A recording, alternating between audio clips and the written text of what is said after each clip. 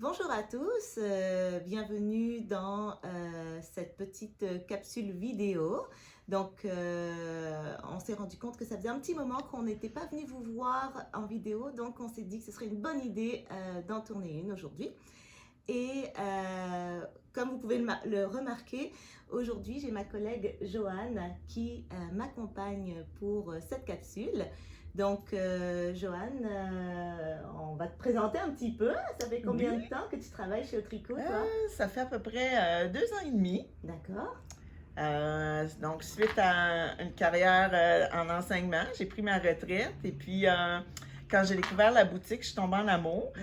Fait que là, j'ai eu un grand intérêt. Puis là, ben, je suis venue voir Julie puis Robert. Puis, j'ai demandé si je pouvais travailler. Puis, et me voilà. Bon, et c'est quoi ton rôle ici à la boutique?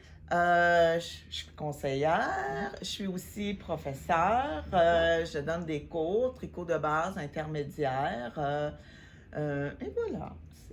D'accord. Et Là, je tricote beaucoup. d'accord. Puis, puis là, je vois que tu portes un magnifique chandail. Est-ce que tu peux nous en parler un petit peu Oui, avant qu'on débute notre capsule? oui. Alors, c'est le chandail Chambry d'Émilie Lewis.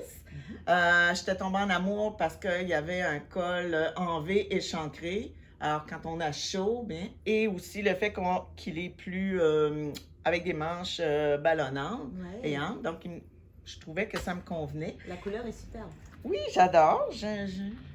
Le petit rose. Alors, ici, ce petit rose-là, il s'appelle Piglet. Alors, c'est de la hériote fine, D'accord. fait par Juniper Moon. Et puis, on en a dans plusieurs couleurs.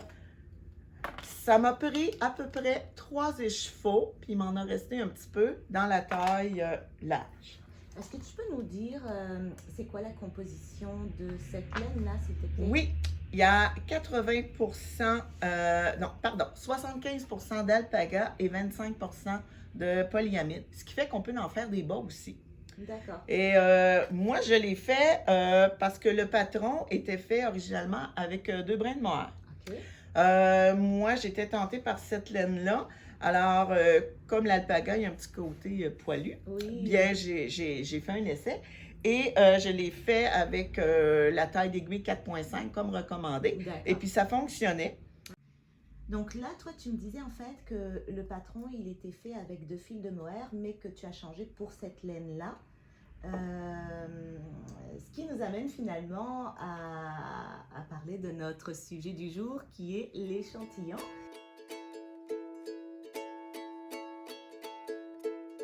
Et j'aimerais que tu nous expliques un peu à quoi ça sert un échantillon.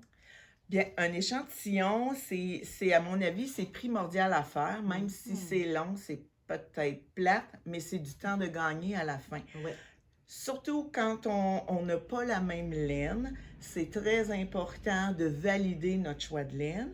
Et comme d'une tricoteuse à l'autre, on n'a pas la même tension sur nos aiguilles. Fait que c'est important de valider notre tension, ce qui peut qu'on peut changer de taille d'aiguille. Ma tension, on peut augmenter de 0,25, 0,5, maximum 1, donc en plus ou en moins.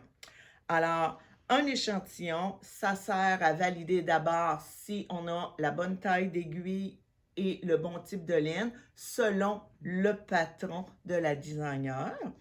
Et ensuite, ça sert à valider le drapé. Tu sais, comme moi, comme j'ai substitué un brin de laine pour 2 mohair, ben je voulais voir si ça tombait bien, si le rendu me convenait, parce que ça fait inégal, vu que les aiguilles sont comme un peu plus grosses que ce qui est recommandé à ce qui est sur l'étiquette. Mais moi, le rendu me satisfaisait et ça respectait la gauche. Donc, j'ai dit, bon, c'est beau, j'y vais. Alors, comment qu'on fait ça? Alors, dans le patron, le designer nous demande toujours de tricoter tant de mailles et de vérifier si ça respecte la taille de l'échantillon. La taille de l'échantillon, c'est toujours 4 pouces par 4 pouces ou 10 cm par 10 cm. Alors, voilà, on a un petit outil ici qui est très pratique pour ça d'ailleurs, pour être capable de mesurer son échantillon comme il faut. Donc c'est une gauge qui est à la fois en système impérial et en système métrique.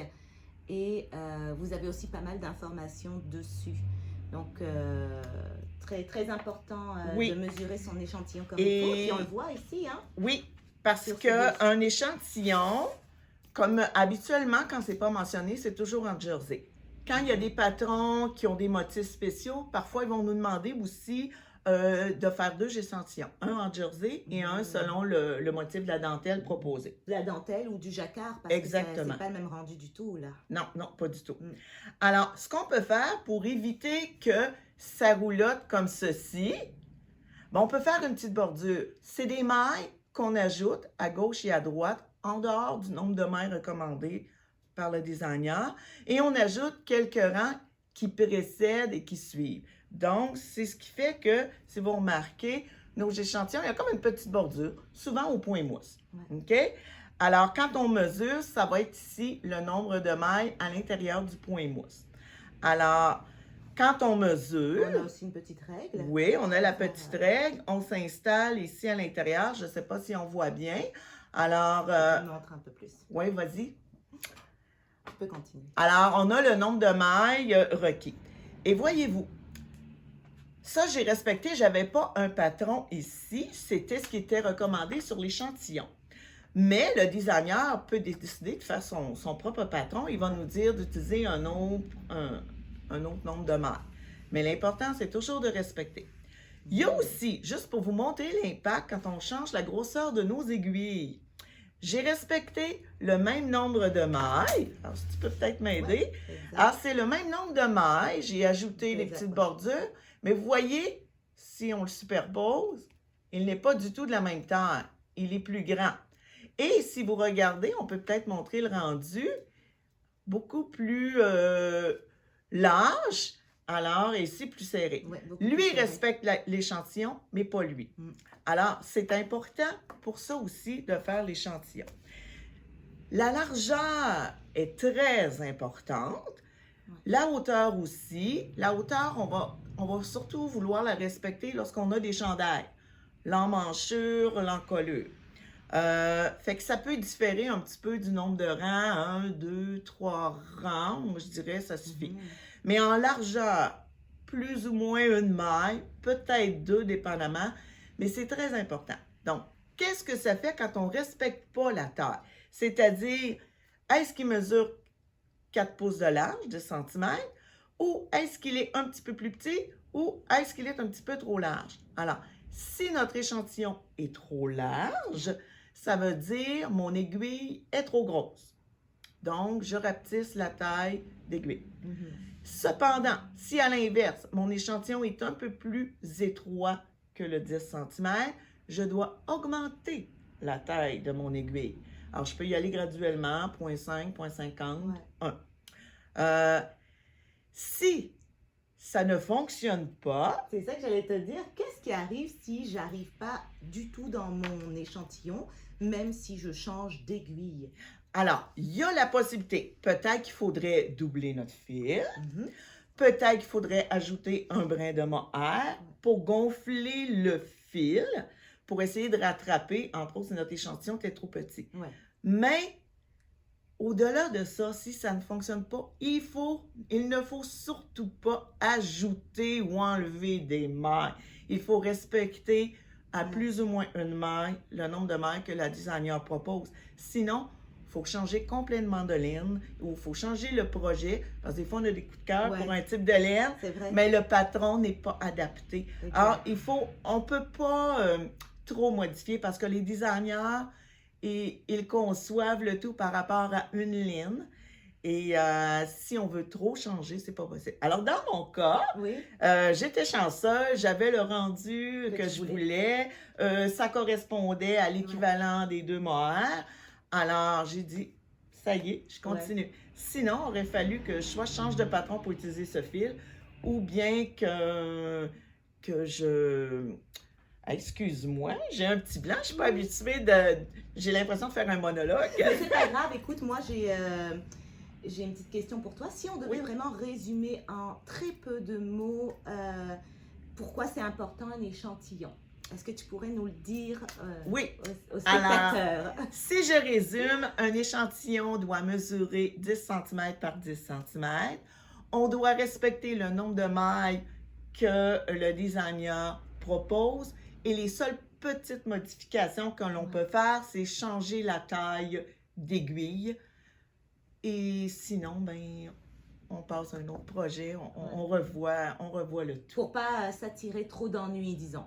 Exactement. Si on ne veut pas se retrouver avec un projet qui ne fonctionne vraiment pas et qu'on laisse de côté ou qu'on récupère notre laine pour autre chose. Alors voilà, je pense que ça conclut pas mal notre capsule sur l'échantillon.